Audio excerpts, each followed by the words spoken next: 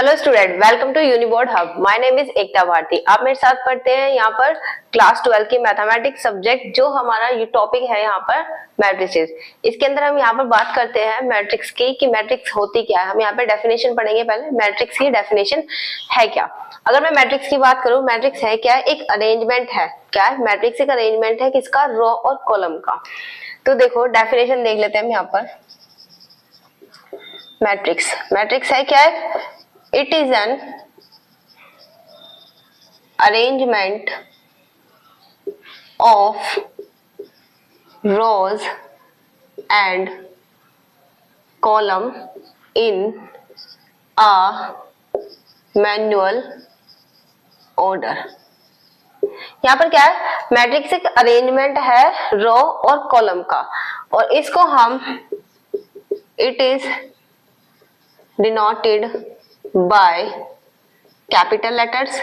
हम मैट्रिक्स को हमेशा कैपिटल लेटर से ही डिनोट करेंगे, और इसको हम इस ब्रैकेट के अंदर या फिर हम इस ब्रैकेट के अंदर इंडिकेट करते हैं। ठीक है।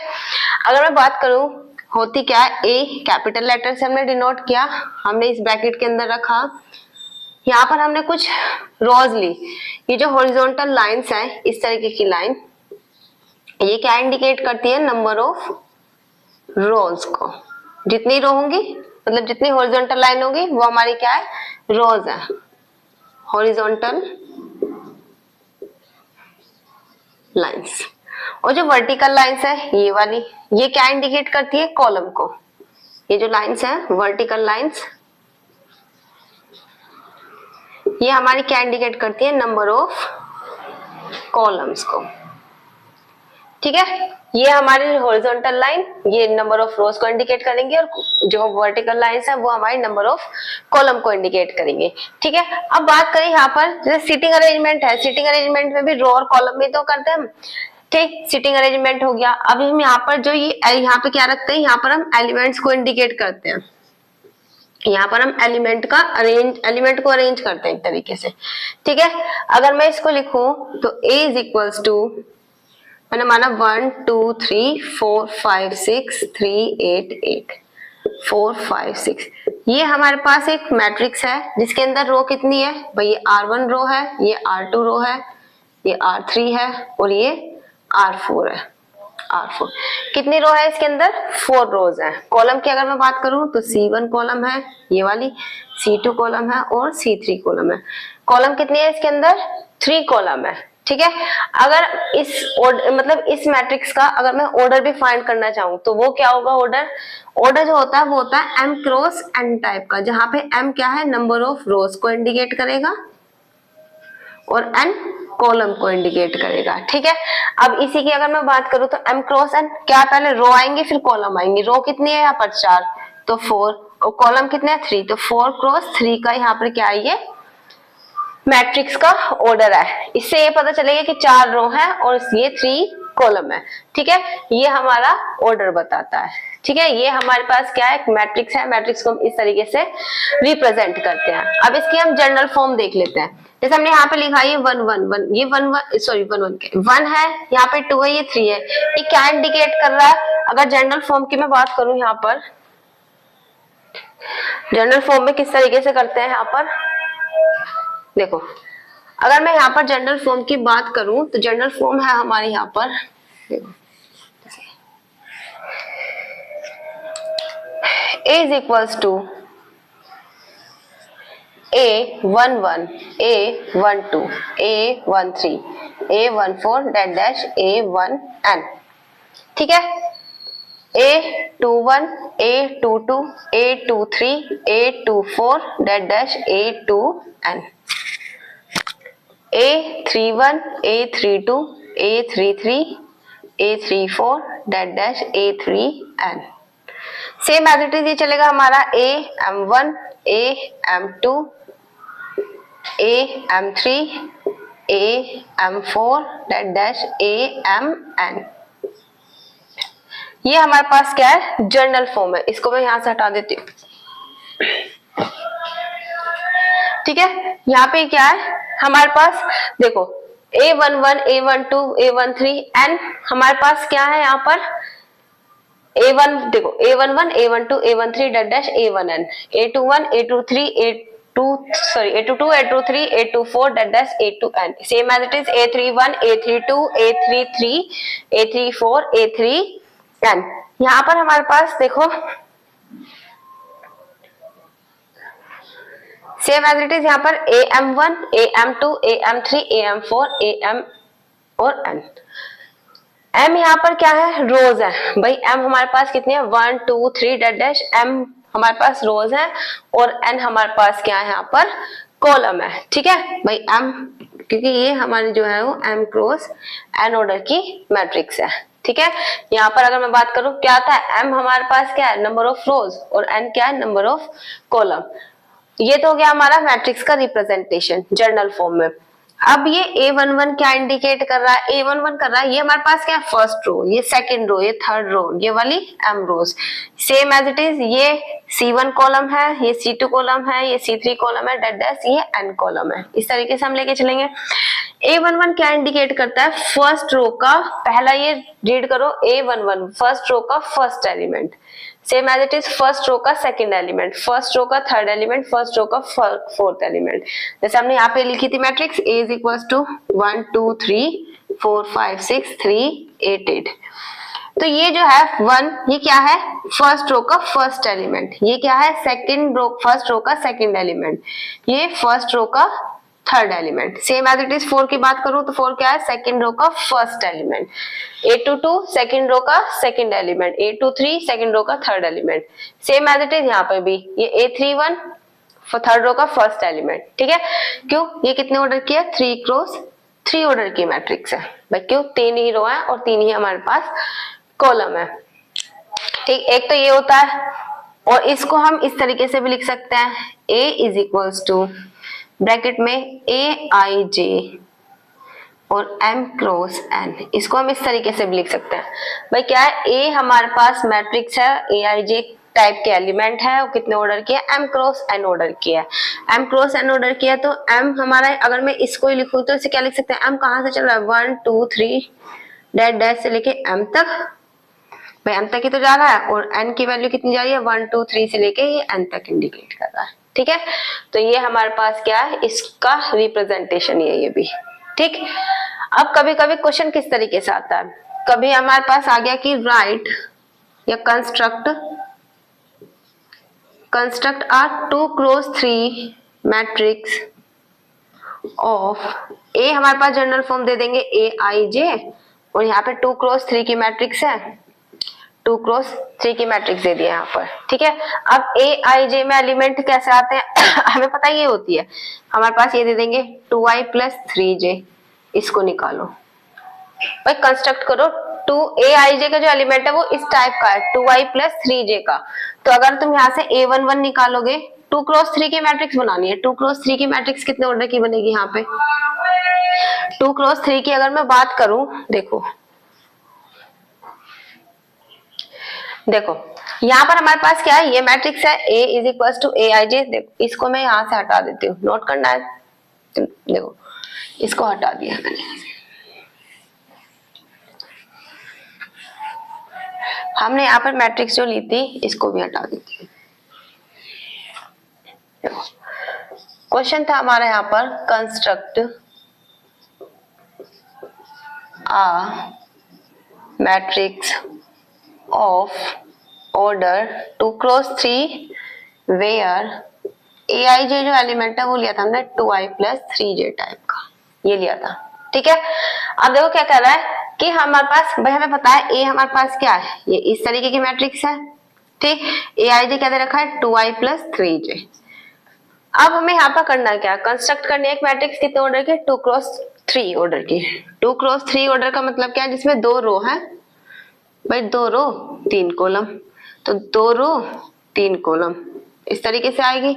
यहाँ पे क्या आएगा, A11 A12 A13 A21 A22 A23, यही आएगा हमारे पास। तो हम यहाँ पे पहले A11 निकाले, A11 अगर मैं निकालूं तो A11 I की वैल्यू भी 1 J की वैल्यू भी 1 रखो, तो 2 इंटू 1 प्लस 3 इंटू 1 कितना आ गया, 2 प्लस 3 5। A12 निकालना है तो हमें यहाँ पे रखना पड़ेगा 2 इंटू 1 प्लस 3 इंटू 2, 3 2 जा 6 प्लस 2 8, A1 3 निकालना है, 2 इंटू 1 प्लस 3 इंटू 3 9 प्लस 10 और 11, same as it is A21 निकालना है, A21 कितना आएगा 2 इंटू 2 प्लस 3 इंटू 1, 2 2 जा 4 3 7, A22 2 इंटू 2 प्लस 3 इंटू 2, 2 2 जा 4 और 6 कितना हो गया 10, A23 2 इंटू 2 और इंटू 3 इंटू 3 9 और 4 13। यह हमारे पास सारे एलिमेंट निकाले, बस रख दो यहाँ पे वैल्यू पुट कर दो, A11 की जगह 5, A12 की जगह ये 11 7 10 13, ये आ गई हमारी 2x3 की मैट्रिक्स। इस तरीके का क्वेश्चन आता है। ठीक है, ये तो था हमारा, हमने यहाँ पर डेफिनेशन देख ली कि डेफिनेशन क्या है मैट्रिक्स की, और हमने यहाँ पर जनरल फॉर्म भी देख ली कि किस तरीके से मैट्रिक्स को रिप्रेजेंट करते हैं और किस तरीके से हम यहाँ पर मैट्रिक्स बनाते हैं। अब बात करें हम यहाँ पर कुछ टाइप्स की, मैट्रिक्स के कुछ टाइप्स है वो हम देख लेते हैं। देखो क्वेश्चन लिख लो फटाफट पहले, construct of a construct a matrix of order 3 cross 2 where Aij is equals to 1 by 2 5i minus 3j। ये मोड में, अगर मोड में वैल्यू निगेटिव आएगी तो मोड से बाहर वैल्यू पॉजिटिव हो जाती है वो, ठीक है, पॉजिटिव तो पॉजिटिव ही रहती है। तो ये हमारे पास क्वेश्चन है, इस क्वेश्चन को आप यहाँ पे ट्राई कर लेना। अब देखो, अब हम यहाँ पे देख लेते हैं टाइप्स। टाइप्स क्या क्या है?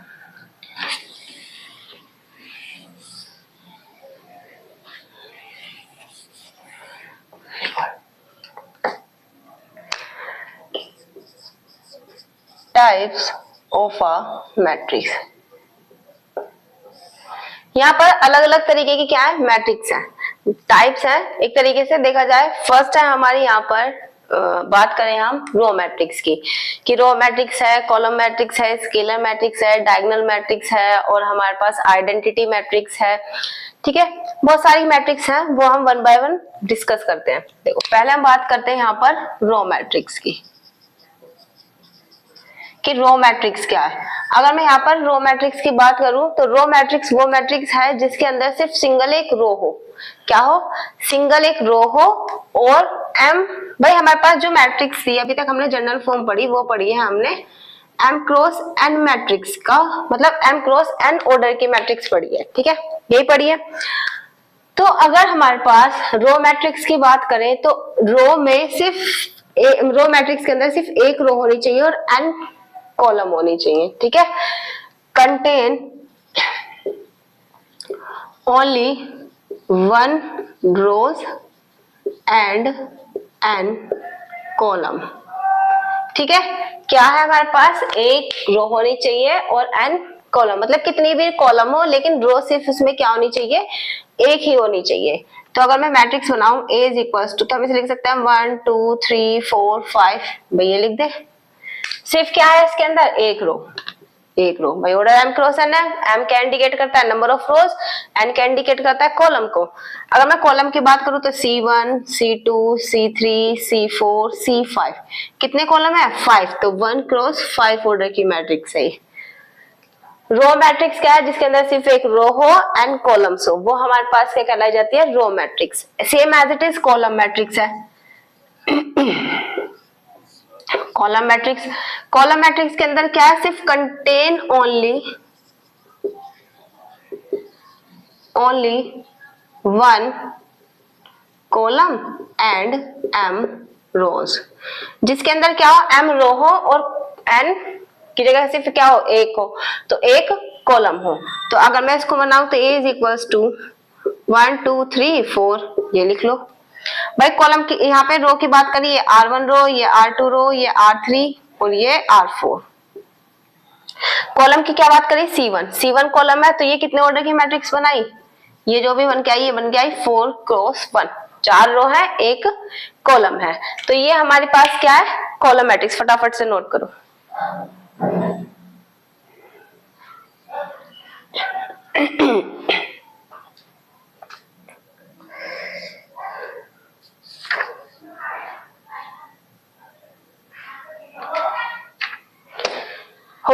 अब देखो, अब बात करते हैं हम यहाँ पर जीरो मैट्रिक्स और नल मैट्रिक्स की।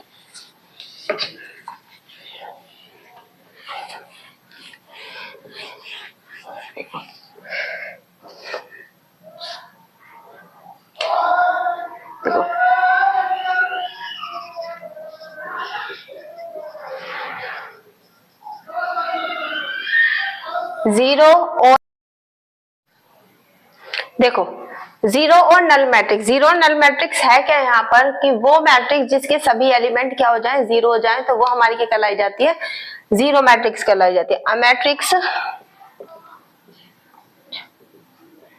Of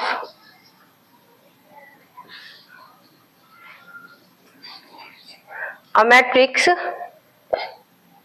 each of whose elements are zero, कि वो मैट्रिक्स जिसके सभी एलिमेंट क्या हो, जीरो हो, वो हमारी क्या कहलाए जाते हैं, जीरो मैट्रिक्स या नल मैट्रिक्स। जैसे हमने एक एग्जांपल ले लिया, ये 0 0 0 0, ये 2 क्रॉस 2 ऑर्डर की मैट्रिक्स है, ये हमारे पास क्या है, नल मैट्रिक्स। अब बात करें हम यहाँ पर, ये नल मैट्रिक्स हो गई, 2 क्रॉस 2 की ऑर्डर की होगी, 0 0 0 0 0 0, ये कितने ऑर्डर की है, 2 रो है 3 कॉलम है, 2 क्रॉस 3 ऑर्डर की मैट्रिक्स है। ये एग्जांपल है हमारे जीरो मैट्रिक्स के। अब बात करें हम दूसरे एग्जांपल क्या, डेफिनेशन लेते हैं स्क्वायर मैट्रिक्स। अब स्क्वायर मैट्रिक्स क्या है, स्क्वायर मैट्रिक्स वो मैट्रिक्स है जिसके रो और कॉलम की संख्या सेम हो जाए, तो वो हमारी क्या कहलाई जाती है, square matrix. Number of rose equal हो जाए नंबर ऑफ कॉलम के, वो हमारे पास क्या है, स्क्वायर मैट्रिक्स। जैसे यहाँ पे लिया हमने A इज इक्वल टू 1 2 3 4, भाई 2 रो है 2 ही कॉलम है, तो 2 क्रॉस 2 ऑर्डर की मैट्रिक्स है। Same as it is A is equal to 1 3 4 5 6 7 2 3 3, ये 3 क्रॉस 3 ऑर्डर की मैट्रिक्स है, भाई 3 ही रो है और 3 ही कॉलम है हमारे पास यहाँ। ठीक है, सेम हमारे पास क्या है, नंबर ऑफ रो इक्वल हो जाए नंबर ऑफ कॉलम के, तो वो हमारे पास क्या है, स्क्वायर मैट्रिक्स। ये हो गई हमारी स्क्वायर मैट्रिक्स। अब बात करें हम यहाँ पर डायगोनल मैट्रिक्स की, डायगोनल मैट्रिक्स की या डायगोनल एलिमेंट की अगर मैं बात करूं, तो डायगोनल एलिमेंट होते क्या, ये हमारे पास ये 1 6 3 जो है, ये डायगोनल एलिमेंट है। A11 A22 A2 sorry A11 A22 A33, ये हमारे पास क्या है, diagonal element of a matrix. किसी भी मैट्रिक्स के डायगोनल एलिमेंट क्या क्या होते हैं, A11 A22 A33 A44 A55, ये हमारे पास डायगोनल एलिमेंट कहलाए जाते हैं। अब हम डायगोनल मैट्रिक्स की बात करें, तो डायगोनल मैट्रिक्स क्या है, डायगोनल मैट्रिक्स वो मैट्रिक्स है जिसके डायगोनल एलिमेंट तो नॉन जीरो हो, और ये जो 5 2 3 3 4 दिखाई दे रहा है, ये सब क्या है, नॉन डायगोनल एलिमेंट। वो मैट्रिक्स जिसके डायगोनल एलिमेंट तो नॉन जीरो हो और नॉन डायगोनल एलिमेंट जीरो हो, वो हमारे पास क्या है, डायगोनल मैट्रिक्स। लिख देती हूँ, diagonal elements are non zero and non diagonal elements are zero, वो हमारे पास क्या है, डायगोनल मैट्रिक्स कहलाई जाती है। ठीक है, जैसे हमने यहाँ पे एग्जांपल लिया, A इज इक्वल टू 1 2 3, ये हमारे पास क्या है, डायगोनल मैट्रिक्स। 3 क्रॉस 3 ऑर्डर किया, 3 ही रो है 3 ही कॉलम है। दूसरा ले लो, A is equal to 2 5 sorry 2 0 0 2, ये हमारे पास क्या है, ये भी हमारे पास डायगोनल मैट्रिक्स है, 2 क्रॉस 2 ऑर्डर किया है, और ये हमारे पास क्या है, यहाँ पर डायगोनल मैट्रिक्स है। फटाफट से नोट करो ले।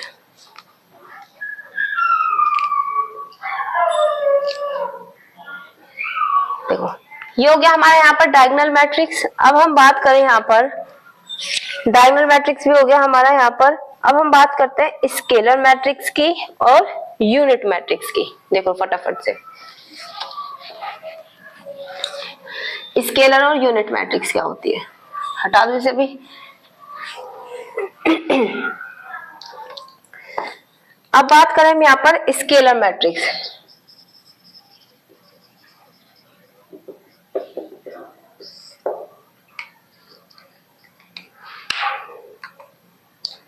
देखो, जैसे अभी हमने यहाँ पे पढ़ी diagonal matrix, same as it is हमारे पास स्केलर मैट्रिक्स है। स्केलर सेम वही है, स्केलर मैट्रिक्स में भी हमारे पास क्या है, जो नॉन डायगोनल एलिमेंट है वो तो जीरो रहेंगे, लेकिन डायगोनल एलिमेंट जो है वो हमारे नॉन जीरो ही रहेंगे। लेकिन कंडीशन सिर्फ एक है कि जो नॉन डायगोनल एलिमेंट है सभी इक्वल होने चाहिए। अभी हमने डायगोनल मैट्रिक्स पढ़ी 1 2 3 की डायगोनल एलिमेंट जो थे वो हमारे पास क्या थे, नॉन जीरो थे, बाकी सब क्या है हमारे जीरो होने चाहिए। ये हमारे पास क्या है, डायगोनल मैट्रिक्स। अगर मैं स्केलर की बात करूं तो स्केलर मैट्रिक्स क्या है, यहाँ पर स्केलर मैट्रिक्स के अंदर नॉन डायगोनल एलिमेंट जो है वो हमारे नॉन जीरो तो रहेंगे, लेकिन क्या है, इक्वल होने चाहिए। जैसे 2 2 2 सेम होने चाहिए, तो वो हमारे पास क्या है, स्केलर मैट्रिक्स। दूसरा एग्जांपल ले लो, a इज इक्वल्स टू -3 0 0, ये भी हमारे पास क्या है, स्केलर मैट्रिक्स। क्या है स्केलर मैट्रिक्स, कि non diagonal elements are zero and diagonal elements are equal.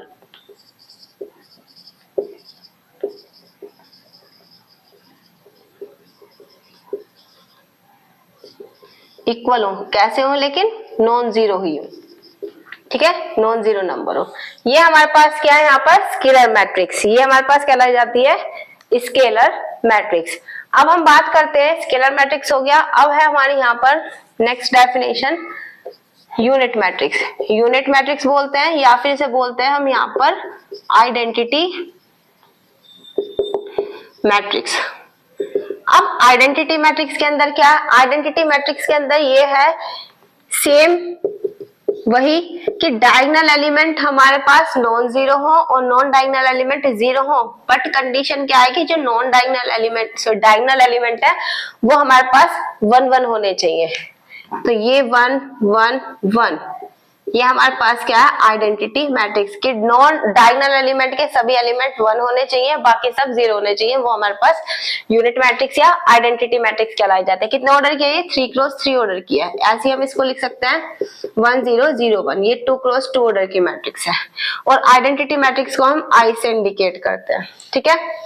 ये हमारे पास क्या, आइडेंटिटी मैट्रिक्स या फिर हमारे पास यूनिट मैट्रिक्स। फटाफट से नोट करो इसे भी।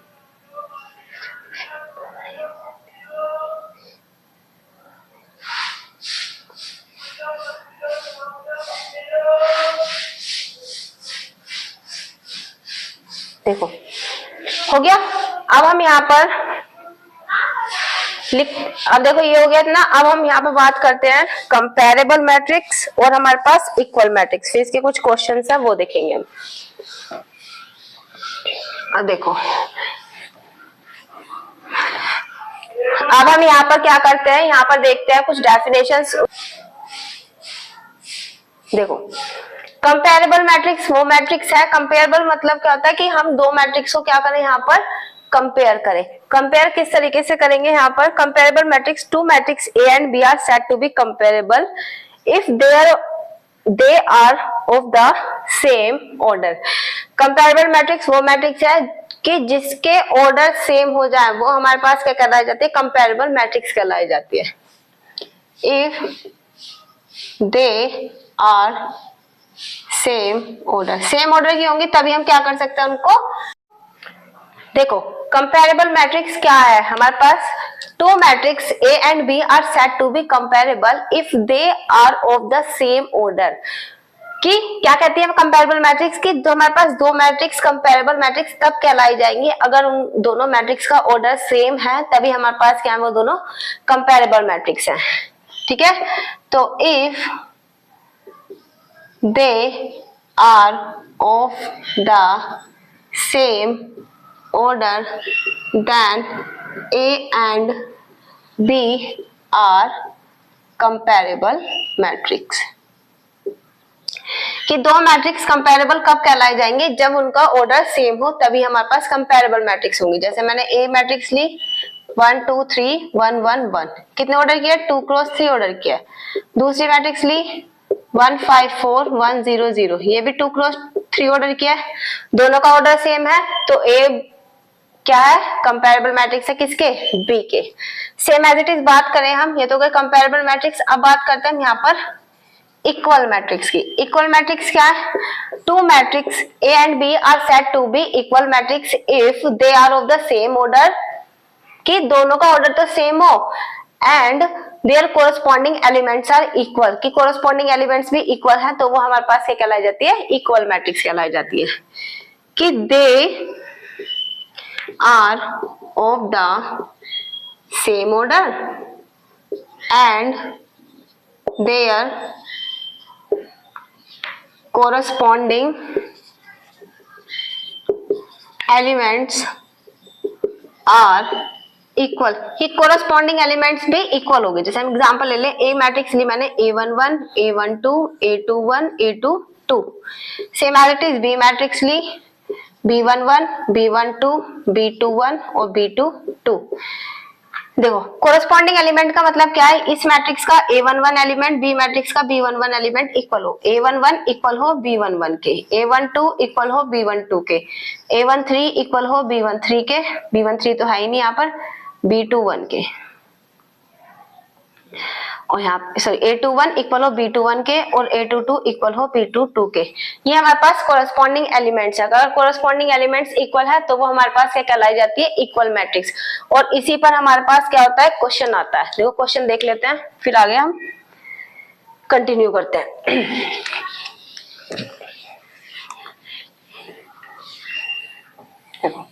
हटा दूं,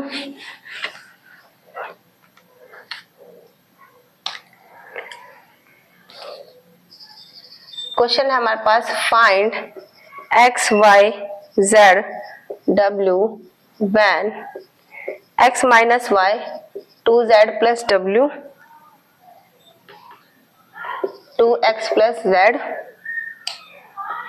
2x minus Y 3z plus W बराबर है हमारा यहाँ पे -1 5 0 13। ये हमारे पास क्वेश्चन है, नोट करो फिर बताती हूँ। अब देखो इस क्वेश्चन को करना है क्या है, यहाँ पर कितने एलिमेंट है, ये 2 क्रॉस 2 ऑर्डर की मैट्रिक्स है, 2 क्रॉस 2 ऑर्डर की मैट्रिक्स है। ये भी क्या कह रहा है क्वेश्चन में कि एक्स वाई जेड डब्ल्यू की वैल्यू फाइंड करनी है। हमारे पास ये मैट्रिक्स इसके इक्वल है, इक्वल है, हमें पता है कि दोनों मैट्रिक्स इक्वल है, तो corresponding element here, corresponding elements are equal.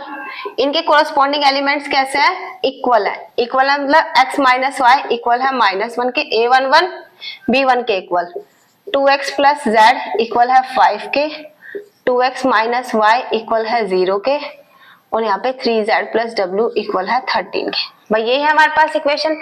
अब देखो अगर मैं यहाँ से वैल्यू निकालू, 2x इसके इक्वल आ गया y के, और x वैल्यू आ गई y बाय 2 के। इस x की वैल्यू उठा के मैं यहाँ रख दूं, भाई रख सकते हैं, तो यहाँ पे देखो रखो, तो x की वैल्यू y बाय 2 और माइनस y बराबर -1, y बाय 2 माइनस y, तो माइनस के y बाय 2 बचेगा और ये माइनस के 1, माइनस से माइनस कैंसिल हुआ, y की वैल्यू आ गई 2, y की वैल्यू 2 आ गई, y की वैल्यू 2 है तो इसमें यहाँ पे रख दो, x की वैल्यू कितनी आ जाएगी 2 बाय 2 मतलब 1, तो x की वैल्यू यहाँ पर आ गई 1, x की वैल्यू आ गई, y की वैल्यू आ गई। अब हमें क्या चाहिए, z की और w की वैल्यू चाहिए। z और w की वैल्यू, z की वैल्यू हम इससे निकाल ले, भाई 2x है प्लस z बराबर 5 है, तो 2x की जगह रखा 1 plus z is equal to 5, तो z is equal to 5 minus 2, z आ गया हमारे पास 3, z3 आ गया, z की वैल्यू यहाँ रख दो, 3z प्लस w बराबर 13 में 3, z की वैल्यू 3 प्लस w बराबर 13, तो w is equal to 13 minus 3 9 10 4 बचेगा यहाँ पे, w इज इक्वल टू 4।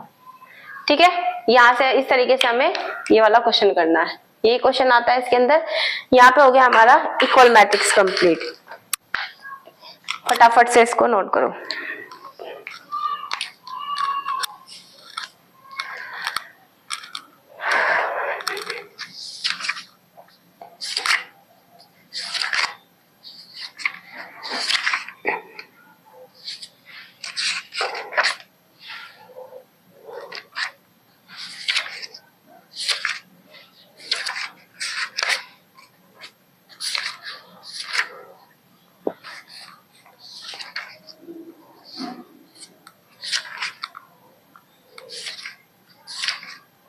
देखो यहाँ पर हमारा क्या हुआ, अब हमने यहाँ पर क्या पढ़ा इस क्लास में, यहाँ पर हमने देखा कि डेफिनेशन देख ली थी मैट्रिक्स की डेफिनेशन क्या है, रिप्रेजेंटेशन देख लिया मैट्रिक्स का कि रिप्रेजेंट किस तरीके से करता है, और हमने यहाँ पर टाइप्स पढ़ लिए कि टाइप्स ऑफ मैट्रिक्स क्या है। हमने यहाँ पे क्या पढ़ा, पहले रो मैट्रिक्स पढ़ी, कॉलम मैट्रिक्स पढ़ी, स्केलर मैट्रिक्स पढ़ी, डायगोनल मैट्रिक्स पढ़ी, और हमारे पास यहाँ पर equal matrix, comparable matrix, null matrix, ये सारी मैट्रिक्स हमने यहाँ पर कर लिया और इसका क्वेश्चन भी हमने देख लिया है। ठीक है, तो हम क्या करें, इसको यहीं पर खत्म करते हैं, बाकी हम पढ़ेंगे नेक्स्ट क्लास में। ठीक, थैंक यू।